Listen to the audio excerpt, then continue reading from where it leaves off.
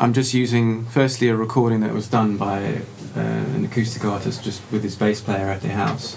So the idea that you can kind of get away with that is part of what I'm talking about today.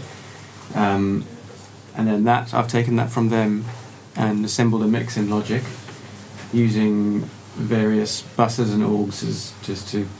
Do you cover parallel processing at all? Is that something you're familiar with? Yeah, where we you might teach it. Yeah. As well, yeah.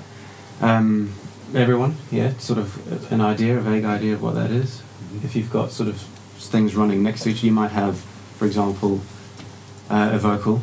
And what I've done here in this session is I've got the vocal routed from the channel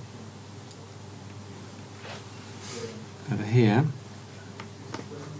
So that's routed to what I've created, bus 29, and I've got several auxes that are all receiving off bus 29, and they're routing through to bus 31.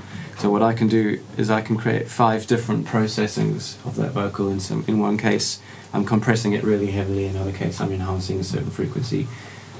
Basically, just creating different tonal characters that you then balance together to create the overall sound. That comes through to a master fader, which is then processed itself, and that becomes the fader you'd use to control the overall level of the vocal. So that's something you can apply to just about anything from a guitar to drums. It's a common technique used in drums, or even in this case, I've got a lot of the mix being routed to a bus, and that comes up here.